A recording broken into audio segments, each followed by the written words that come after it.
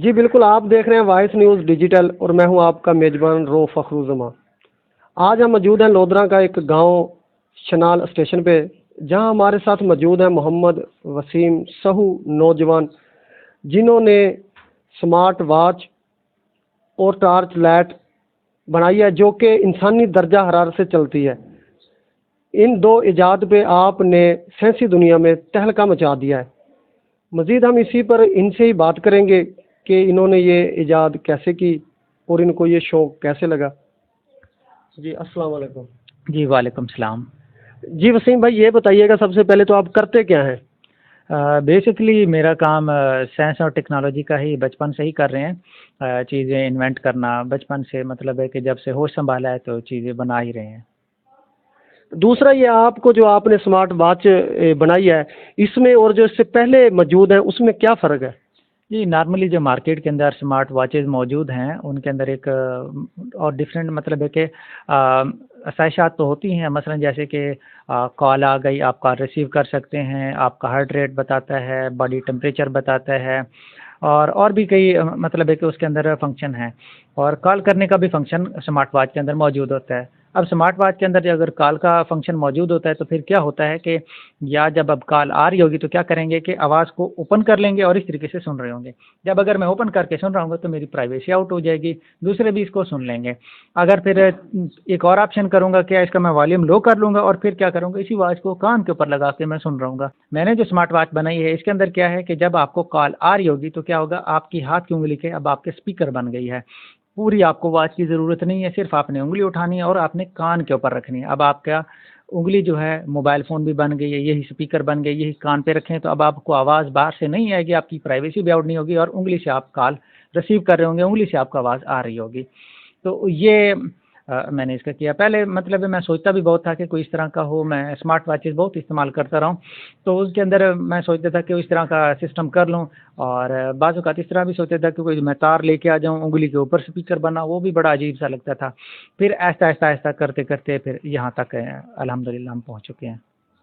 दूसरा इन्होंने एक टॉर्च भी इजाद की है जो कि इससे कबल मार्केट में टॉर्च मौजूद है जो कि कोई सोलर पे चल रही हैं, कोई टॉर्च चार्जिंग से चल रही हैं, कोई सेलों पे चल रही है। लेकिन ये जो टॉर्च लाइट इन्होंने बनाई है, ये इंसानी जिस्म के दर्जा हरारत से चल रही है।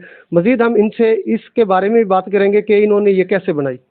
हमारा जिस तरह के मुल्क के एनर्जी के मसाइल चल रहे हैं कि कभी लाइट होती है, कभी नहीं होती, कभी मतलब है कि कहा जाता है कि लाइट बिल्कुल ही नहीं होगी, फिर बंदा अंधेरों में ही रहेगा। तो इसी को देख के मैंने कहा कि कोई ऐसा सोर्स ऑफ एनर्जी होना चाहिए जो चौबीसों घंटे बंदे के पास अवेलेबल हो। तो फिर ये सोचते हुए कि जो इंसान का दर्जा हरारत है, जब तक इंसान ज़िंदा है तो वो तो बंदे के पास होता है, उसी को अगर एनर्जी के अंदर कन्वर्ट कर लिया जाए तो कोई टॉर्च या कोई ऐसी चीज़ चलाई जा सकती है। तो इसी का फिर स्टार्ट करते रहे, तकरीबन कोई 2 साल का अरसा लगा इसको बनाते हुए, कि इसी के ऊपर रिसर्च करते हुए कि भाई अब किस तरीके से मैं इसको बना सकूं।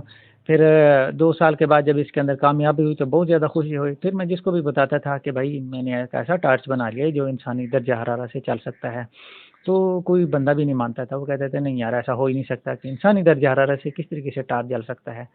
तो फिर मैंने क्या किया कि भाई अब मैं हर एक को बताता चलूँ, वो मानेगा पता नहीं क्या होगा। तो मैंने कहा इससे बेहतर है कि मैं ना किसी मोतबर इदारे से ना इसका कोई मैं सर्टिफिकेट ही ले लूँ, वो ज़्यादा बेहतर है।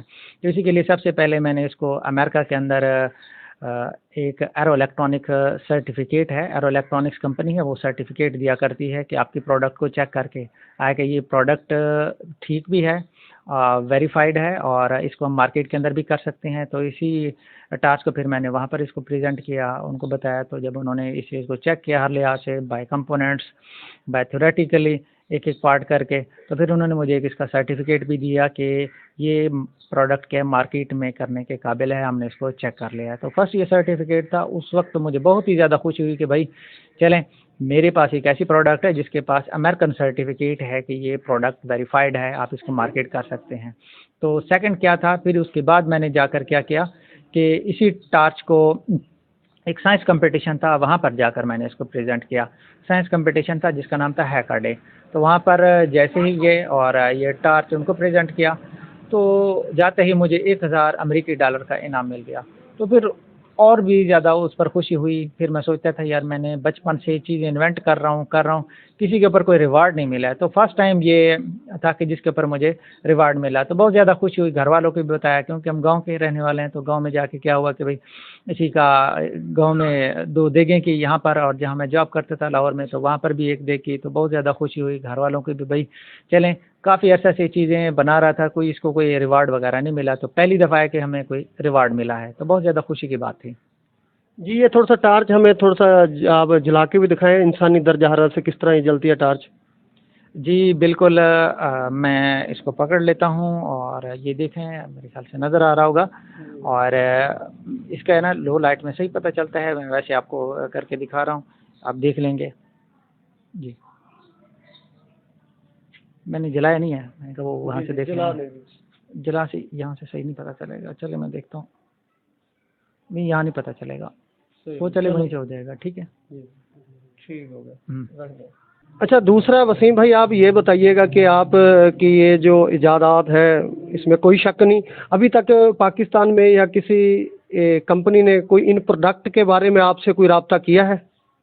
नहीं, इन प्रोडक्ट के बारे में किसी ने कोई ख़ास रब्ता नहीं किया है। बाकी ये है कि मैं इंशाल्लाह मैं अच्छी उम्मीद रखता हूँ। इंशाल्लाह मैं कोशिश करूँगा कि इन प्रोडक्ट को मार्केट तक लेके आऊँ, इंसानों तक पहुँचाऊँ, ताकि जो भी मैं चीज़ इन्वेंट करूँ लोगों का इसको फ़ायदा हो। और इंशाल्लाह नेक्स्ट जो प्रोजेक्ट है उसी के ऊपर मैं ख़ासी तवज्जो भी दे रहा हूँ, और इंशाल्लाह उसको हम मार्केट के अंदर लेके आएँगे। हम अपना एक सोलर बना रहे हैं, और इंशाल्लाह फिर भी आएँगे, आप देखेंगे भी सही, और वो लोगों तक पहुँचेगा भी सही, ताकि लोगों को उसका फ़ायदा भी हासिल हो सके। वो कीमत में इंशाल्लाह इंतहाई कम होगा, और परफ़ॉर्मेंस में इंशाल्लाह बहुत ही ज़्यादा फ़ायदा देगा लोगों को। अच्छा वसीम भाई, दूसरा आप ये बताइएगा कि वॉइस न्यूज़ के तवस्सुम से हुकूमत से कोई मुतालबा करना चाहेंगे?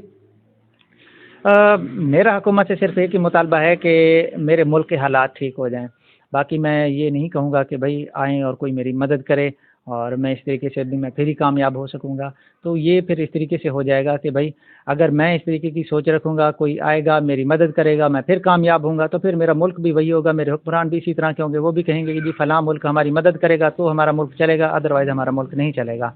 तो मैं यही कहूँगा कि भई अल्लाह की ज़ात से उम्मीद रखें और अपनी मेहनत से उम्मीद रखें, इंशाअल्लाह अल्लाह ताला आपको ज़रूर कामयाब करेंगे। मज़ीद भी मोहम्मद वसीम पर उम्मीद है, और हम इसी पर इनके वालिद साहब भी हमारे साथ मौजूद हैं, हम उनसे बात कर लेते हैं कि वो इस हवाले से क्या कहना चाहेंगे।